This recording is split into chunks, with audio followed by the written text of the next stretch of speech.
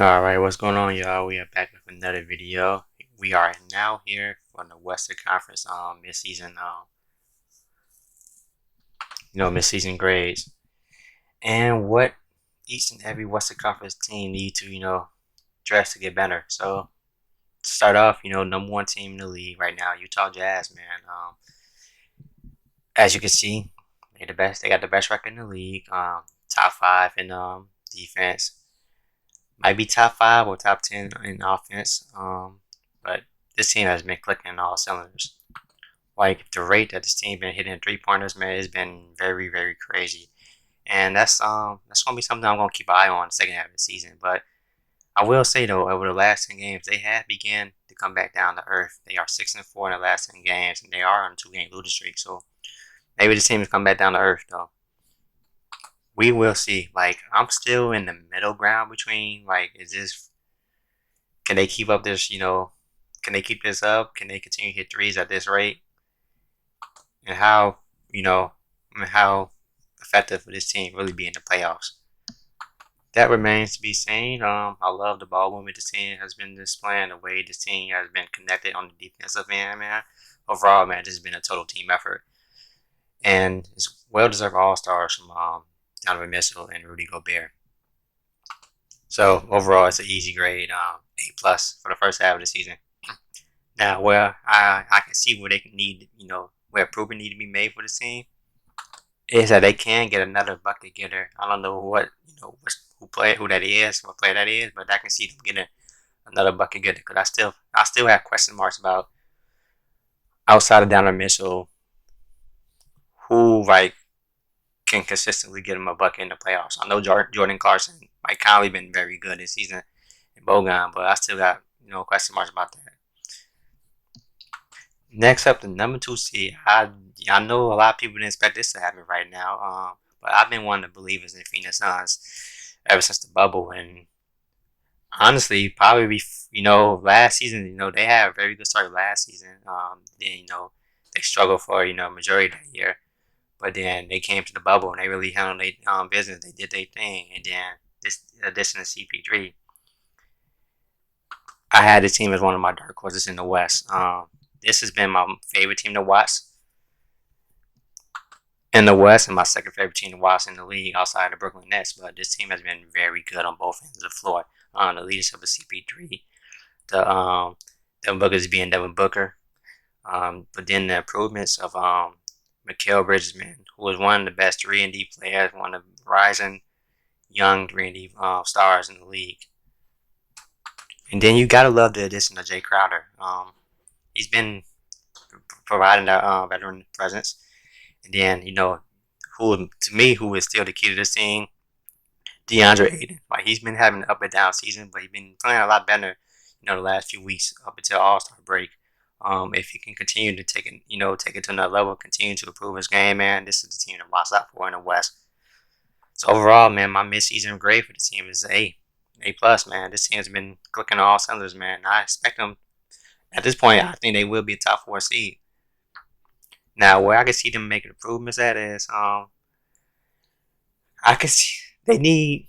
I would actually like them to get another backup big for DeAndre Ayton, or a solid four, outside of Jay Crowder. And I actually like Blake Griffin in this spot, but as I'm recording this video right now, it seems like Blake Griffin's going to the Brooklyn Nets.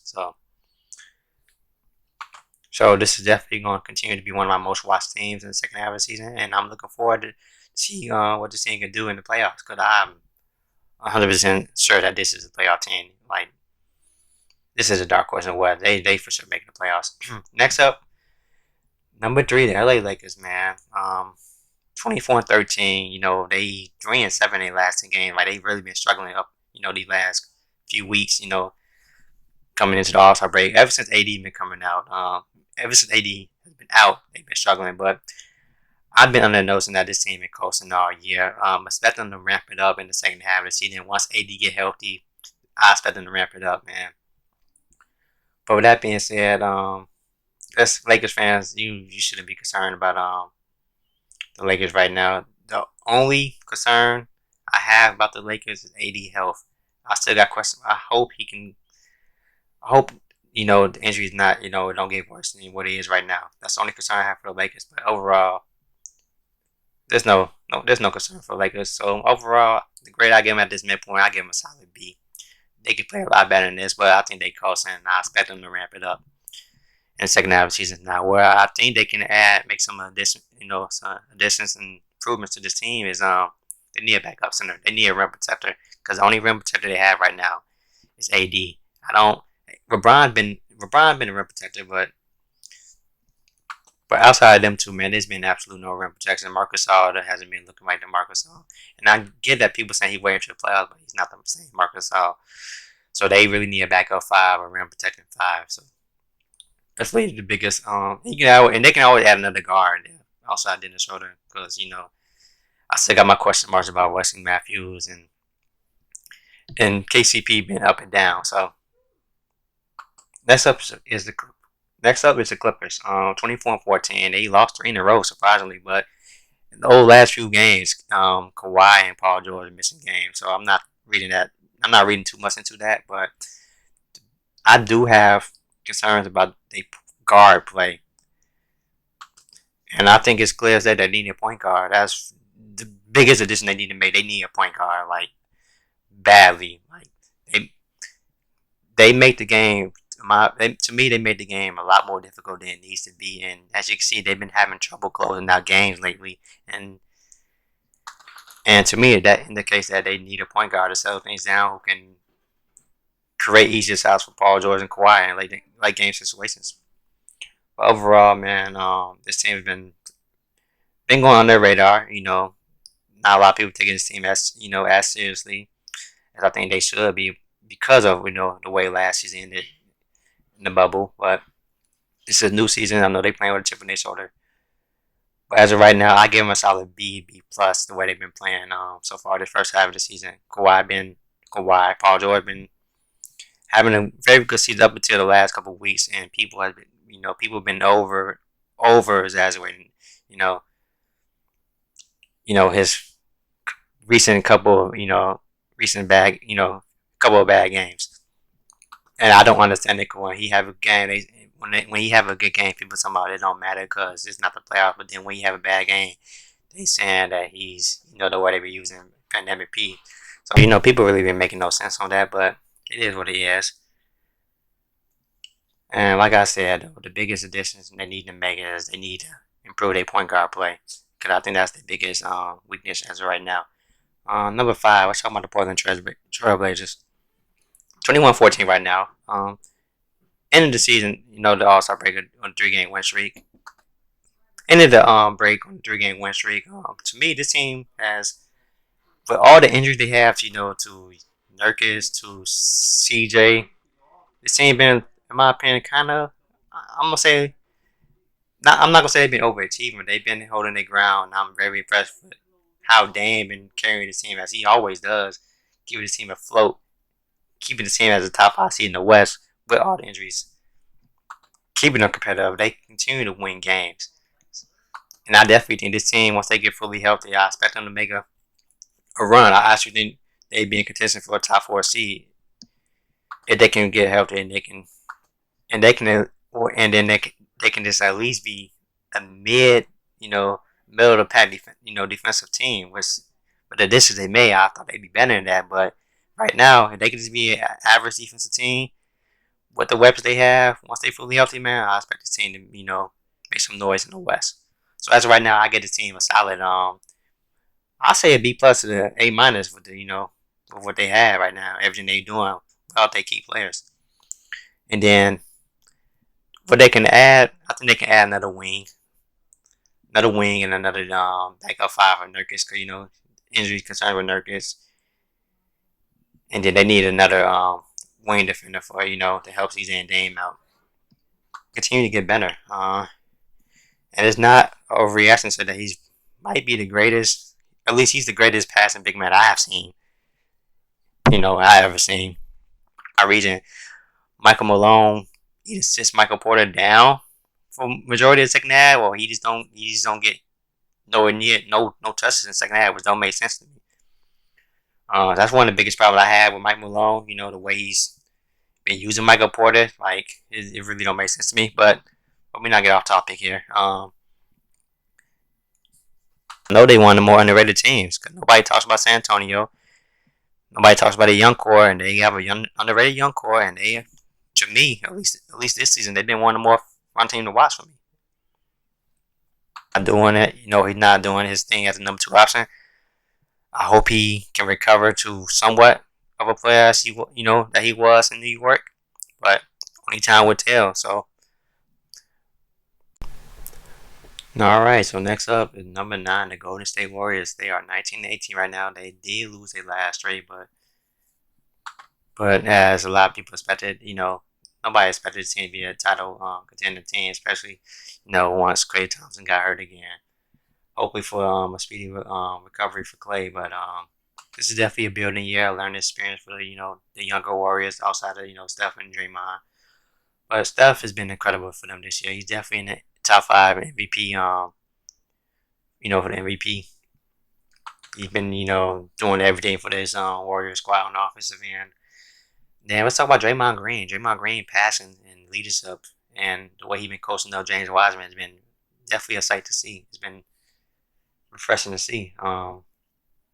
He definitely had a bounce back season compared to the season he had last year, and I'm liking what I'm seeing for James Wiseman. I know he missed a couple of weeks due to an ankle injury, but he's looking like a very promising player. Andrew Wiggins, turned into a very solid defensive stopper.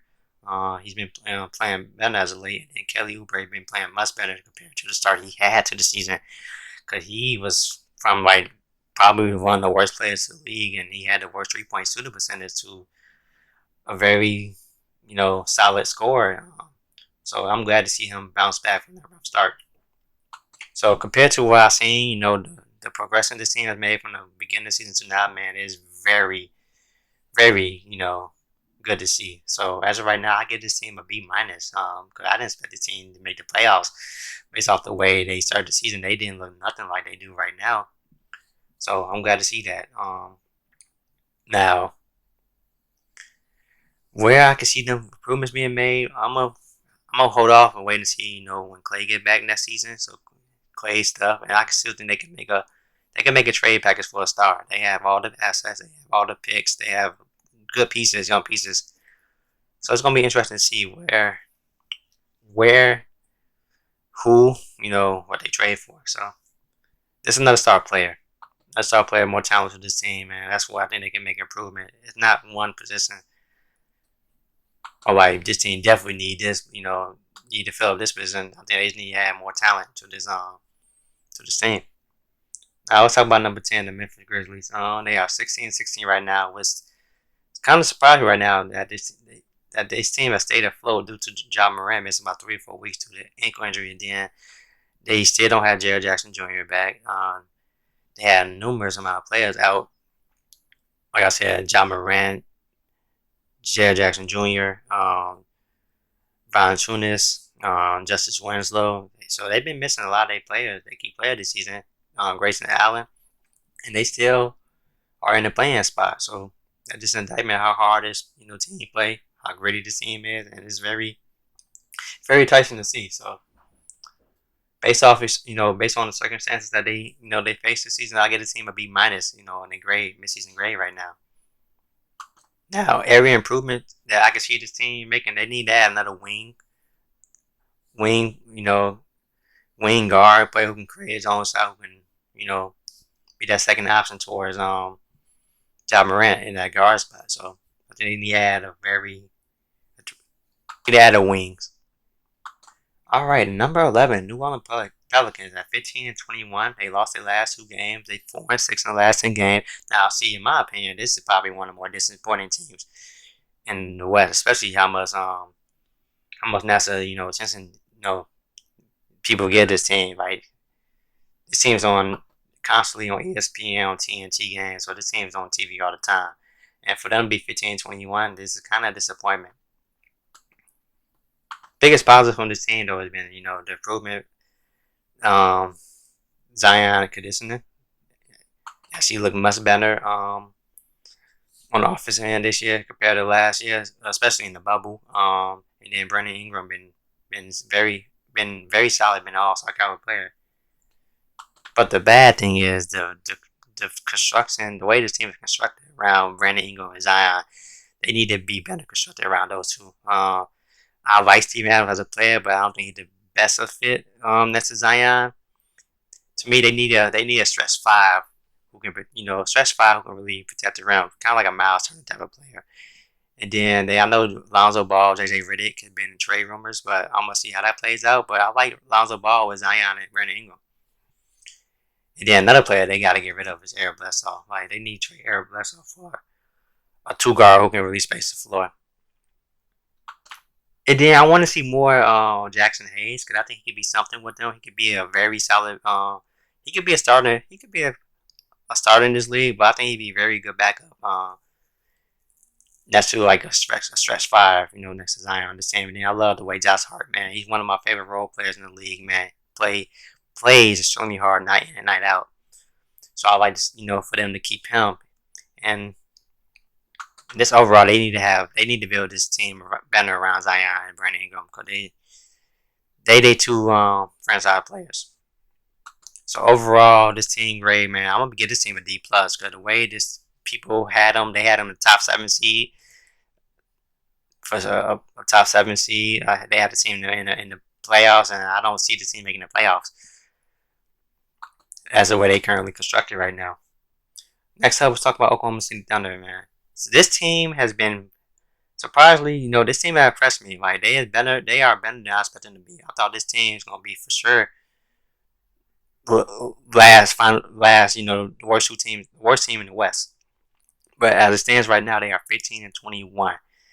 But they have been competitive night in and night out, and they have been having players missing games. Like Al Horford been missing games, George Hill been missing games, and this team compete and play hard night in and night out. Man, it is fun to see from a young team, and they are rebuilding in the right way. Love what I've been seeing for Shai Gilgeous-Alexander. Love the progression that Lou Dort had made on his shot, and he has quickly become one of the best defenders in the league. And then we all know all the picks they have. So I'm very interested to see the future of this organization. I'm looking forward to see what type of player Shai becomes. Cause I think he's a star in this league, and looking forward to the progression that Lou Dort continues to make. So we'll continue to make. So I'm very excited. So overall, I'm gonna give the team a solid B plus, man. Cause I thought they'd be last in the West, but this team has been very competitive. Next up, let's talk about the Sacramento Kings. Now this team is, I've been disappointed in this team because it's been like 1 week this team seemed like they turned a corner, the next week they back to losing 4 or 5 games in a row. Right now they 14-22. They lost 8 of their last 10 games. I'm gonna go out and say it. They need coaching change. That's my midseason report. They need coaching change. De'Aaron Fox need more help. My biggest positive besides De'Aaron Fox is Tyrese Haliburton. This backcourt, it's time for Tyrese Haliburton to start. I think they should go a 3-guard lineup. Tyrese, De'Aaron Fox, Buddy Hield. I think they should go with that lineup. That's the best lineup they have. But I love watching Tyrese and De'Aaron Fox, hoop. So it's been one of my favorite backcourts in the West to watch. Young backcourts to watch. Young backcourts to watch in the West. And I'm glad to see Marvin Bagley healthy. That's a sight to see. He's been playing better lately. And hopefully he can stay healthy and continue to improve. But overall, man, my grade of this team is a D plus. I expect this team to be better. I expect them to be around a play-in game. When you look at it, they 4 games out of the play-in game right now. I expect this team to be better, and honestly, I don't think they coach is using this team right. This team is an up-tempo team, and last time I checked, they are a bottom 3 team in pace, which makes no sense for a running gun team like this. And then when every improvement they need to make, man, is they need to make improvement in the coach. They need a coaching change, so they need improvement in the coaching, and then they need to add best overall talent. They need to add talent to this roster. Number 14 on the Houston Rockets. 11-23. Ever since Kristen Wood went down, they was 11-10. They lost 13 in a row. So everything been going downhill since then. I thought this team, you know, we know about the James Harden situation, but even when they got rid of him, it seemed like the team was chippy. I thought this team would be around the playing game. I wouldn't be surprised they made a playing game, or I wouldn't be surprised they would have made the playoffs. But this team has been very, very bad, and biggest question mark for the team is what's going to happen with Victor Oladipo. Because if you ask me, all signs is pointing him going to Miami. And I'm gonna go ahead and come out and say this as well. When the James Harden trade, I thought they should have accepted the Ben Simmons, deal. The Ben Simmons was clearly the best player in that deal. They could have had Ben Simmons, Tyrese Maxey, Matisse Thybulle, and then the first round pick. I would have took that deal. So overall, this season to me has been a disaster. It's been a very tough year for the new coach, man. I still hate the way that a new coach like him had to come in and face a very tough situation like that, man. It definitely made me feel for him. But overall, I gotta get this team a D, man. First half of the season, because this it's not the greatest Houston team, but this team is better than their record. At least I thought they were better than their record, and they are not playing to what I think they could play up to. Then the final team in the West, the Minnesota Timberwolves, 7-29. They lost 9 in a row. This team is by far the worst team in the league right now. And coming into the season, I thought this team would be between the 10 and 12 seed. I thought they'd be competing for that final play-in spot to be a lottery team. This team clearly a lottery team. And this team right now, from what I'm seeing, I don't know what direction they going to. They going towards. I don't know the direction of this team. You talking about the toughest team to predict in the NBA? This is the toughest team to predict in the NBA because I don't know the direction they going towards. Karl-Anthony Towns, DeAndre Russell only played 5 games together out of the last 150 games. Out of 150 games they played, Karl-Anthony Towns, DeAndre Russell only played 5 games together.